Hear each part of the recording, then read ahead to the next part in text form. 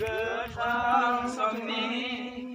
दायफोरखौ नेवसिनानै सुस्रांगारदो नोंनि अननायनि दैमुजों गोथां समनि दायफोरखौ नेवसिनानै सुस्रांगारदो नोंनि अननायनि दैमुजों बिबार बावै बावै आरज गाबो जोङो अ आफा सोरजिगिरि रुंसारि बे जिउनि थाखाय बिबार बावै बावै आरज गाबो जोङो अ आफा सोरजिगिरि रुंसारि बे जिउनि अनजलो आफा जों जोंनि बिनानाव जिमलानि जिउमाखौ नोंनि आखायाव गथायो बे जोंनि गोरा फोथायनायदि बे हादरा रंजाब्लाबो दसेल' हादरा रंजाब्लाबो दसेल' हादरा खाथियाव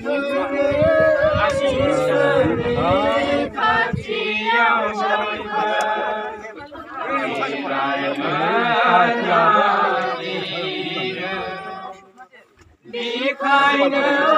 इसोरनि खाथियाव बयबो जिरायनो नागिरो बिफांनि बिलाइया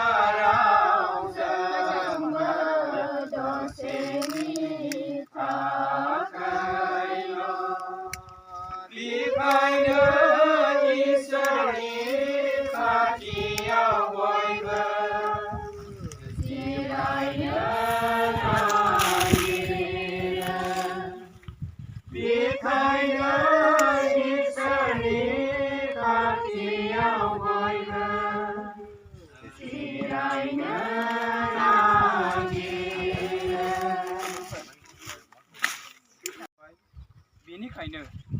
जों फोथायो जोंनि मोदोमा बुहुमनि गोरबोआव दोनजाब्ला जों नों बादिनो सिखांफिनगोन जोंनि बिनानाव जिमलानि मोदोमा बे हाखराव बै मुगासिम गोजोननायाव थाबाय थाथों जेब्लासिम नोङो सिखांफिननाय आरो गोथाङा बे बिनानाव जिमलाखौ सिखांफिन होआ आरो जोंब्लाव होआ अ प्रभु बियो सोरगो रायजोआव नोंनि मोखांनि सोराङाव जोंब्लावथों जेराव नों जोबथाजासे थायो बेखायनो जों बिनि मोदोमखौ बे हायावनो दोनो जे सेवग्रा मोदोमखौ सिखांफिन होनानै गावनि समायना बायदि खालामगोन। जों गावनि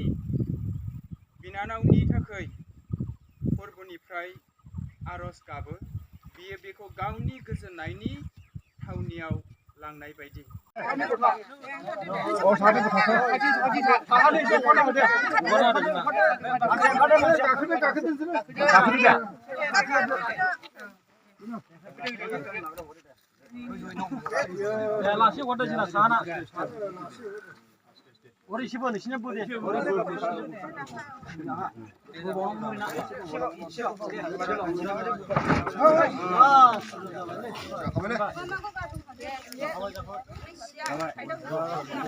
फैनानै थांनाय जिउफोरनि थाखाय जोङो जोबथा आरजआव जोङो सफैबाय। गोबांथार बे बुहुमाव फैनानै थांनाय सुबुंफोरनि जिउफोर दङ आरो दिनैसिमहालागै फैनानै थांनाय सुबुंफोरनि जिउफ्रा सुस्रांग्रा अराव बिसोरो सैनानै दङब्ला बिसोर बे सुस्रांग्रा अरनिफ्राय सुस्रांजानानै गोजोननाय इसोरनि रायजोआव हाबनो हानाय बायदि। सुस्रांग्रा अराव थानाय जिउफोरनि थाखाय जोबनो गैयै जिरायनायखौ बिसोरनो अ फोरबो नरकनि बोलोनिफ्राय बियो गोजोननायाव थाथों। अ फोरबो जोंनि बिनायखौ खोनासं, फोरबोआ नोंसोरजों लोगोसे थाथों। जों बिनि अ फोरबो जों नोंनि बे सिबिग्राखौ